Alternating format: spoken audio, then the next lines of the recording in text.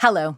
You've heard of panda diplomacy, maybe ping pong diplomacy, but on this special edition of the Global News Podcast, we're going to be talking about tiara diplomacy. Britain is literally rolling out the red carpet for a charm offensive of royal proportions, as promised by Sir Keir Starmer when he met the US President Donald Trump and invited him for an unprecedented second state visit. But can King Charles charm his often unpredictable house guest when he comes to Windsor Castle? And what does this all mean for US-UK relations? Other countries will be watching, and we will too. I'm Celia Hatton, and this is the Global News Podcast.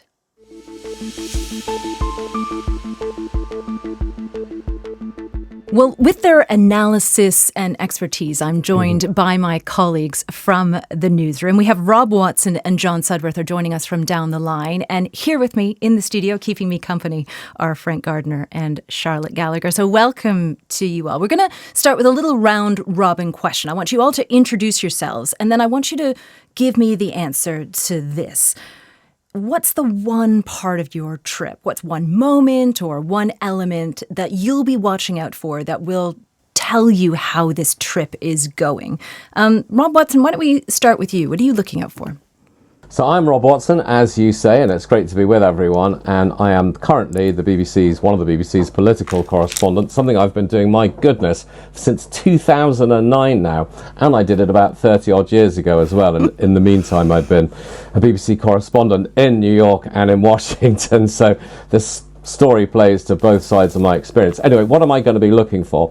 I'm going to be looking particularly at the news conference that they're going to do. And what I'm going to be looking at is the extent to which the domestic politics of the United States and the United Kingdom completely overshadow what it is that they're trying to do, which to have a great time, talk about geopolitics, trade deals.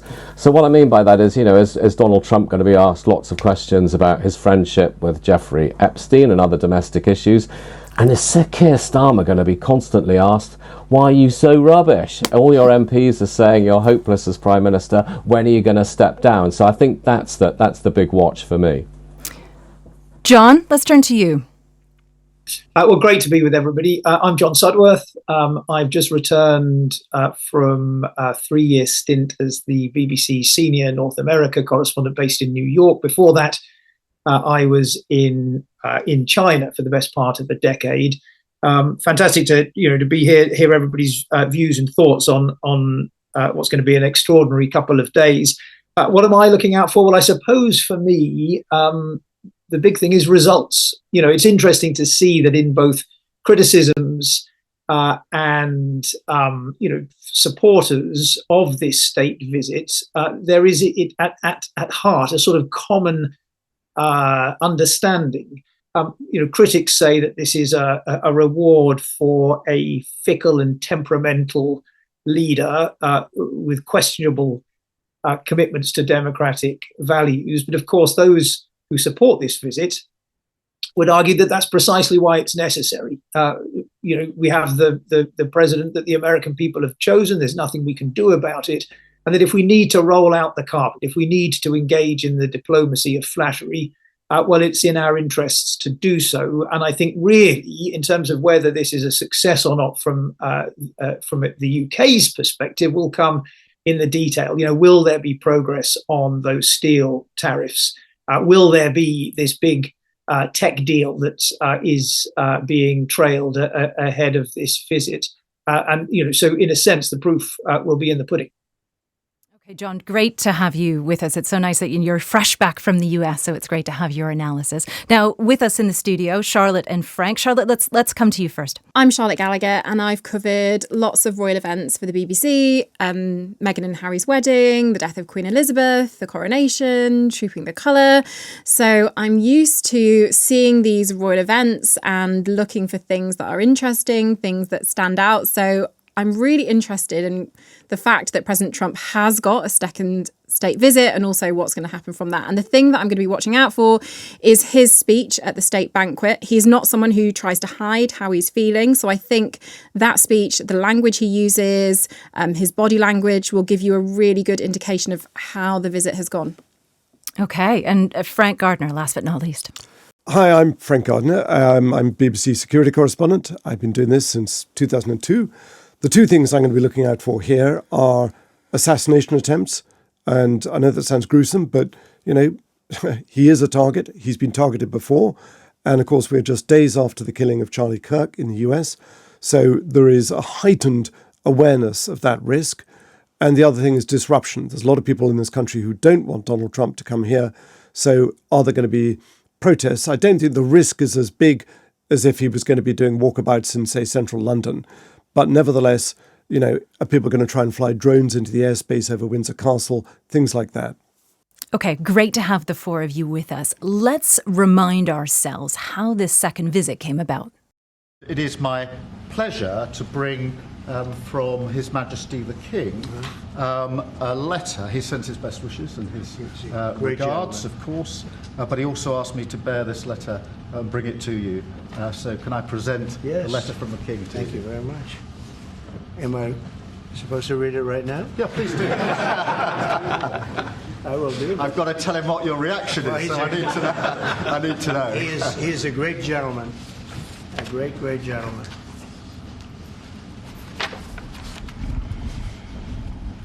And so let's set the stage now. I want to turn to you, Rob, and John. Rob, why did Keir Starmer initiate this unprecedented second visit in the first place?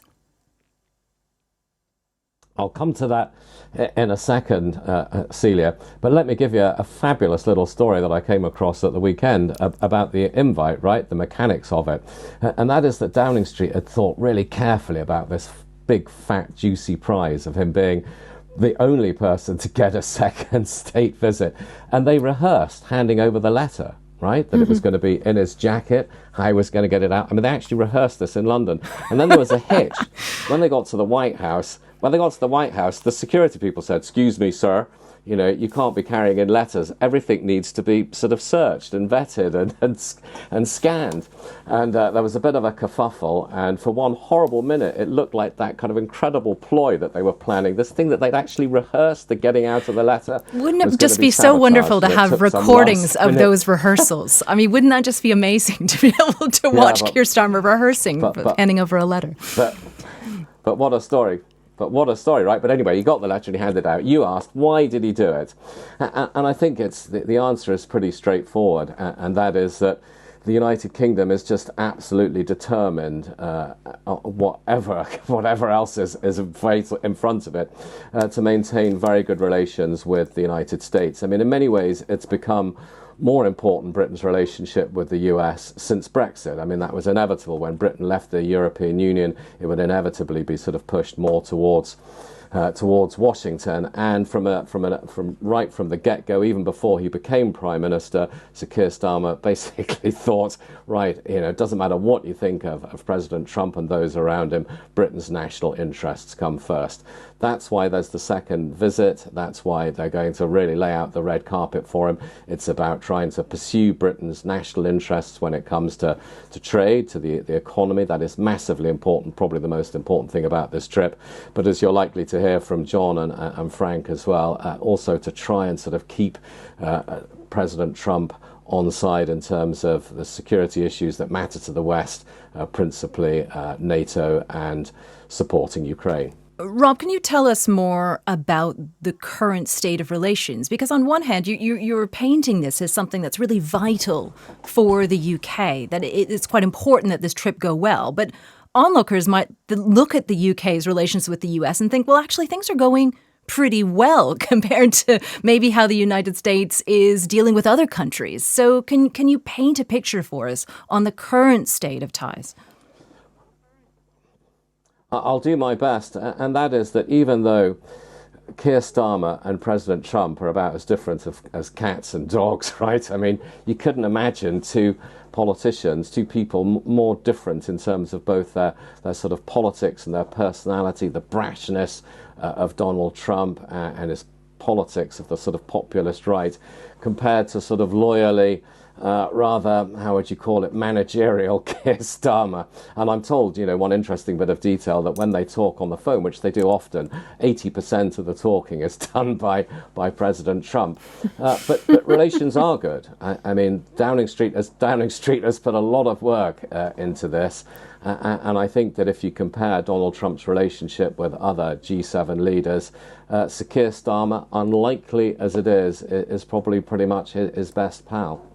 Okay, John Sudworth, let's get your take on this. I mean, why do you think Donald Trump is getting on Air Force One? He's not a man who really loves to travel, we don't think. What do you think he's trying to get out of this trip? In some ways, it's the most difficult question. It's as Rob was outlining, it's obvious why the UK sees this state visit as in its advantage. This unprecedented second state visit for a second-term president, some people would say that the success of that outreach already is one of the few things you can point to as really going well for Keir Starmer at the moment.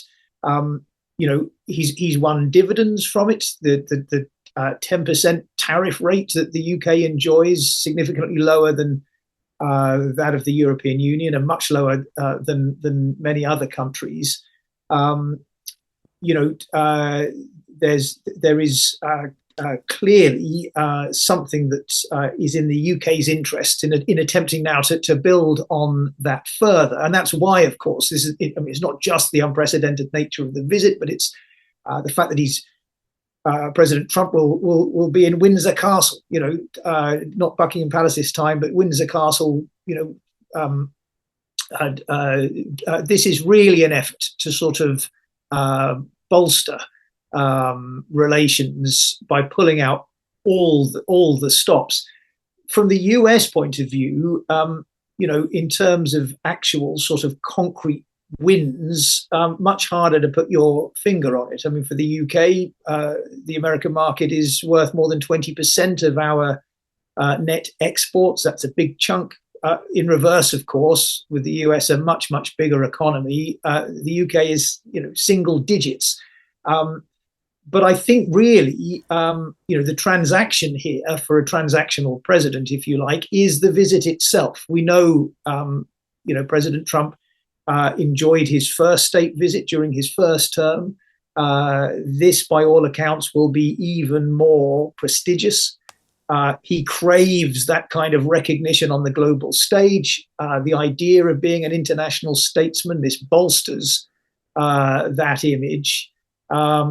And I think that is very important for Donald Trump. Are there some things that might work for the Americans here? Well, perhaps questions over Russian sanctions and the idea of getting Europeans to wean themselves off their dependency on Russian oil and gas. The UK doesn't have such a dependency. The Americans might see Britain as a bridge to being able to sort of influence allies in Europe. But I think the exchange here is one of rewarding President Trump with the prestige that he so desires in exchange for concrete benefits for the UK trade, its economy, and its strategic view of what needs to be done over things like the war in Ukraine. Okay, John, thanks for taking us through that. I think at this point, we can't really go much further in this discussion without acknowledging one man. It's amazing we haven't bumped into him yet, and that's the ghost of Jeffrey Epstein, who will sort of be looming over this visit. We have to remember Jeffrey Epstein, the late convicted sex trafficker. Now, the UK's ambassador to the United States, Peter Mandelson, was just sacked over the extent of his ties to Jeffrey Epstein. Of course, the Epstein story is a story that Donald Trump has been trying to get away from for quite some time. I wonder if the both of you can just reflect briefly on the state of the Epstein story and how both countries or both leaders, Keir Starmer and Donald Trump, might be dealing with it at the moment. It is, of course, the elephant in the room. It looms over this visit. not just because of the sacking of Peter Mandelson, but of course because of Donald Trump's own history with Jeffrey Epstein and his friendship, and of course the royal family itself embroiled in the scandal through Prince Andrew. It will undoubtedly be asked about. The big question is, how much will that sort of upset the imaging and the choreography and the attempt to present this as a positive success. I think obviously with President Trump, the unpredictability is always there. The risks of him saying something, will always loom in the background. I think probably they are not as high as some might fear, partly because of the strength of that relationship already. He likes Keir Starmer. Nigel Farage was in the White House recently and came out saying that almost through gritted teeth, you wonder, the friendship is genuine. Donald Trump really does seem to have an affection for Keir Starmer. So there is an enormous success to this visit. In a way, for the British government, the timing is dreadful. Peter Mandelson, if you leave aside the questions over judgment, etc., was by many people's account proving to be a very good ambassador to the United States. This trade agreement. This broad principle trade agreement had been got across the line. The mood music was good and positive. But I think ultimately we've seen on previous occasions when Donald Trump has been in the UK, when the press have tried to draw him into commenting, into criticising, he can sometimes, prove far more adept at avoiding those kind of pitfalls. And as I say, he will want this visit to be one of prestige, one of sort of bolstering him on the world stage. That is what all of the choreography is aimed at doing here. And so I think he will know, as he has in the past, that those things are probably best avoided. So I think the risks are small, but of course with Mr. Trump you can never rule them out entirely. I'd echo everything that John had said, and just would purely add that Keir Starmer needed the whole Jeffrey Epstein, Peter Mandelson thing to erupt like he needed a hole in the head, given how much problems his prime ministership and government are in. I think one of the reasons why he had been a bit reluctant to sack Peter Mandelson is that he was thinking ahead to the visit and thinking, hang on a minute, you could be there at a news conference and someone might ask, well, how come you sacked Peter Mandelson for being a mate of Jeffrey Epstein, but you're standing here with the President of the United States, who also used to have some kind of relationship with Jeffrey Epstein. He wanted to avoid that at all costs. He couldn't in the end. Domestic politics, domestic pressure forced him to get rid of Peter Mandelson, but done an awful lot of damage in the process. I mean, Charlotte, I should say, I brought up Jeffrey Epstein without really mentioning the royal family. Of course, they don't want to mention Mr. Epstein either, do they? They do not want to talk about Jeffrey Epstein. It's hugely embarrassing for them. It's hugely damaging for them that the King's brother, Prince Andrew, was closely associated with Jeffrey Epstein. He's always denied any wrongdoing in terms of his behaviour with young girls and women, but it's known that they had a friendship. He said he deeply regrets that friendship, but that friendship went on for years. There's pictures of them, walking together in Central Park. It's known they were close. So I don't think the royal family want to talk about it either, because it led to the removal of Prince Andrew as a working royal. Like, he no longer has any kind of official role in the royal family. He used to kind of have these things where he was involved in trade and doing bits and bobs, and he'd always, be on the balcony for all the big state things. He's kind of a man in the shadows now. He'll pop up occasionally, so at Christmas when they go to church, or, if they go to church at Easter, but it's almost like they've let him come because he's asked. They don't want him there. You get the sense that they do not want him with them photographed because it reflects really badly on them. So it's kind of like no one wants to talk about Jeffrey Epstein. He is the elephant in the room. But you imagine, I think Rob or John said, that when there's a press conference, those are the questions that are going to be asked. It's going to be about Jeffrey Epstein, a man who died years ago, but is still in the newspapers. And it's a story that won't go because a lot of people think that there's still much more to come out of that story. Okay, well, let's please the royal family and Donald Trump for a moment by focusing on the parts of the state visit that they are hoping are going to be highlighted. Yeah. I mean, at the start of this podcast, we mentioned the term tiara diplomacy. And this kind of nods to something that the UK can offer Donald Trump that no other country can. And that's because he's fascinated by the royal family and connections to the royals. I mean, Charlotte, can you take us through the pageantry that we're expecting from this visit? I mean, this will have the pomp of a usual state visit. I mean, a state visit is the biggest trump card, to pardon the pun, that the UK can offer any kind of world leader.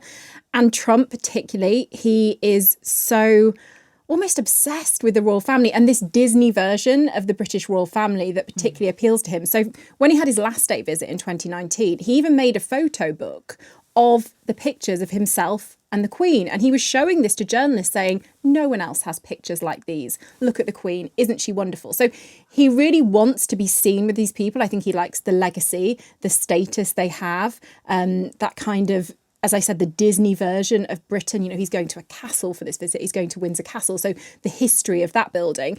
And the things that they've planned are things that are really going to appeal to President Trump. So, for example, they're going to lay a wreath on the grave of, or the memorial of Queen Elizabeth, who died. And the Queen, as I said, was called a wonderful woman by him.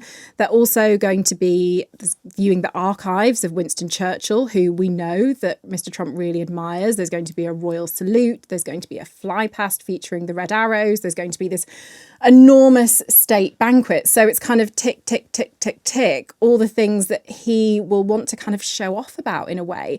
And it's understandable that the British government have wanted to use the royal family in this way to kind of promote stronger links with the US, particularly when it comes to trade. But the one thing we won't see much of is him out and about. He's not going to be having an open top procession through the streets of Windsor because of protests, basically. So there will be a carriage ride, but it'll be inside the Windsor estate and he'll be moved around probably in helicopters. So you won't have him coming into contact with the public. And of course, the royal family have rolled out the big guns. So it's King, Queen, Prince and Princess of Wales. And they're the people that he will want to be photographed with and he will want to talk to. Okay, you guys have focused a lot on Trump's enthusiasm for the royals. But let's look at it the other way. I mean, we have King Charles and Queen Camilla, who are going to be spending a lot of time with President Trump and his wife, Melania. Just to focus on King Charles for a moment, I mean, he's a known environmentalist. He, we believe, has quite strong political views, particularly, you know, we know that he was quite upset on Donald Trump's comments towards Canada. We have to remember that King Charles is also the King of Canada. So, Charlotte, I mean, how do you think King Charles will handle this visit? Do you think he's going to try any private conversations, and to nudge Mr. Trump towards something that he might want to have happen? I mean, I think essentially he'll probably stick to the script which the UK government has given him. But I wouldn't be surprised if things were mentioned. I mean, we know, like you said, he has very strong views, but he's not the kind of person, I think, to push those views during a state visit. He will see his role as representing the UK and representing the UK's interests. And these interests at the moment are trade deals, tariffs with the United States. So I can't imagine him now having any kind of outburst at President Trump about Ukraine or drilling for oil. But, you know, there could be things said in private. You imagine he might want to say some things, but I think it's all going to be very carefully thought about. And he's so used to meeting leaders from right across the world. I mean, even ones that he might not agree with on everything. But I think there's probably some things that they can find in common. They're actually a really similar age. They've got children the same age. You know, they've been around the block a few times. So they've had a couple of marriages. So they can talk about those kind of things as well, you know. And look, I doubt he's going to kind of go off on a tangent. No, it's just not his role. I mean, there was always that fear from some people when he came to the throne that he was going to be a very kind of different king, to his mother, different kind of monarch. But I don't think, no, he's going to go wildly off script. Okay, well, Charlotte, you had mentioned that Donald Trump isn't expected to be kind of paraded in an open-top carriage around Windsor, that this visit is very closed in that respect. I mean, Frank, let's bring you into this. I mean, can you talk a little bit about how this visit was planned? I mean, President Trump, it seems, will be kept away from crowds.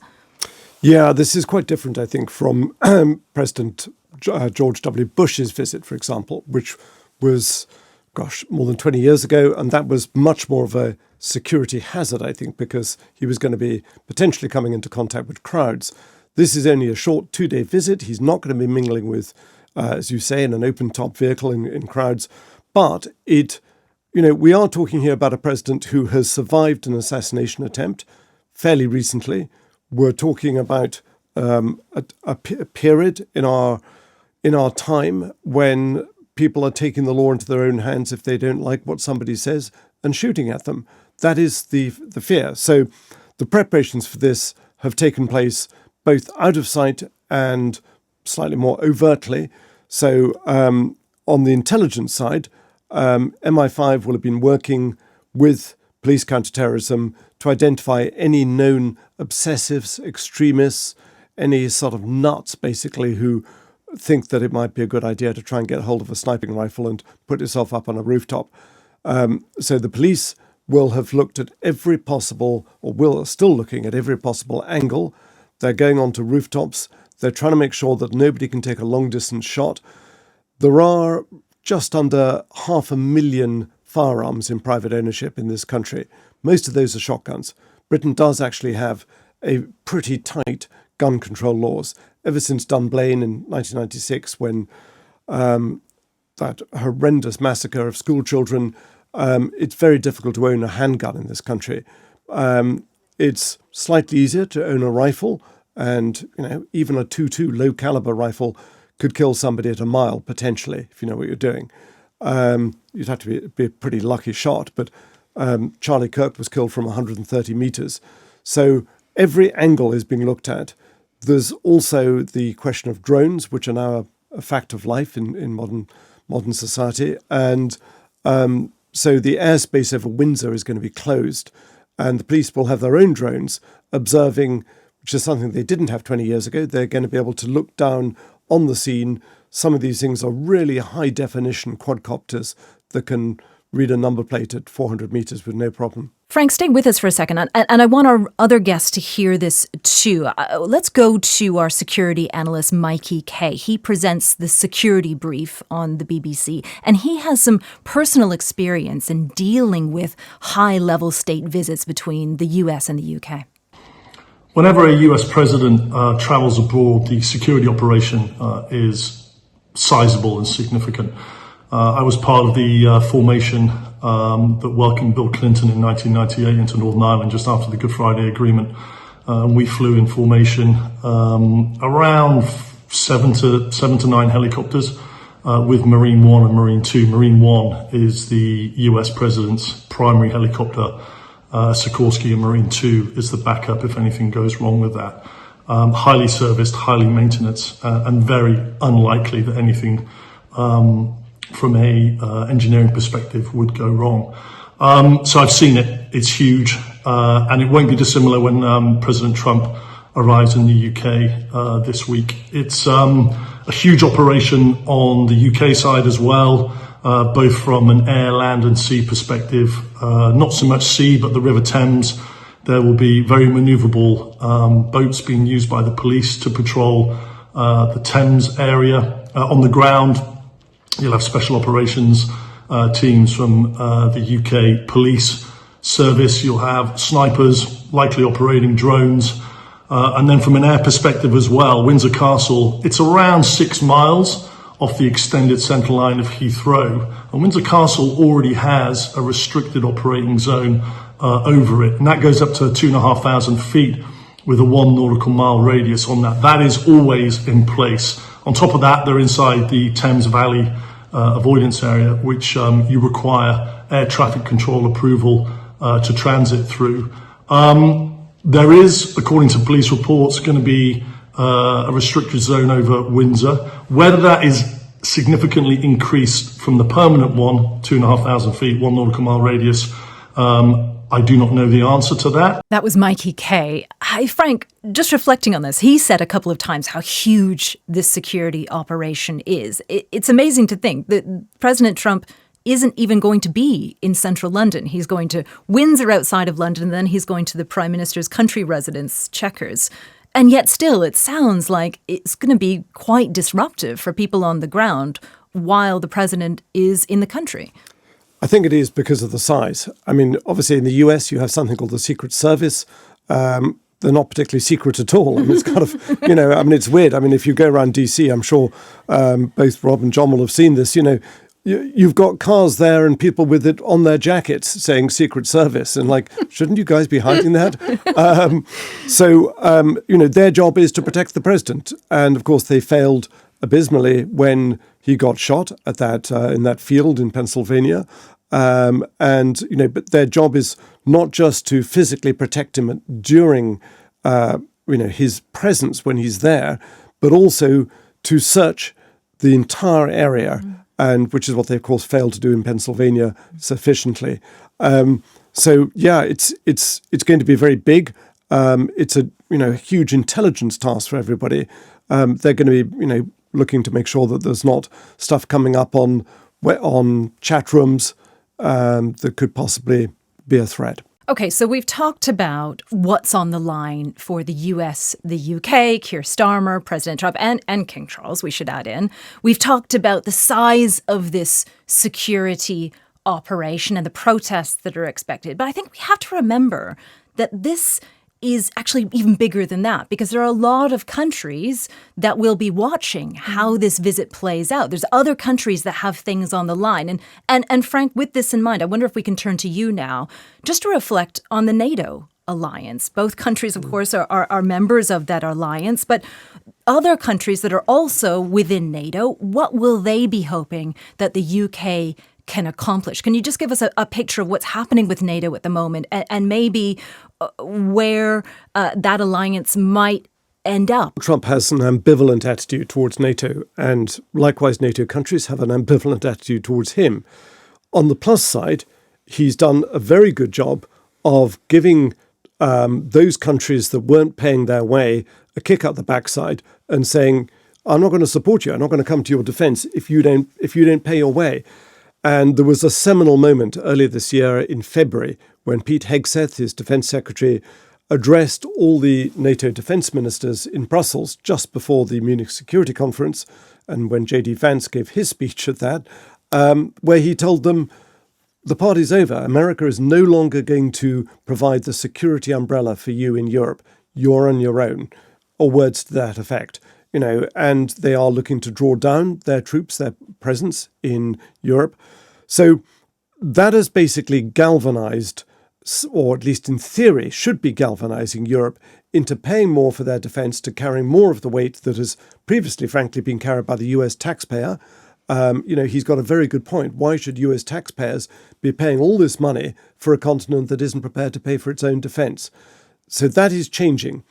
On the minus side, he has done enormous damage to confidence in NATO and the transatlantic alliance through his friendship with Vladimir Putin, through his endless failed ultimatums and deadlines, his shilly-shang back and forth on 1 minute he's going to be tough, I'm very upset with him, and the next, he's a great friend, and all of this, it is immensely damaging. That plus the tariffs. So I was in Singapore at the Shangri-La Dialogue in June, and a number of delegates from countries like Malaysia, Vietnam, Philippines said to me, look, we look to the United States as our big protector, but we frankly don't have that confidence anymore. He's done so much damage to our economies with the tariffs, and it shows that he doesn't really have our interests at heart.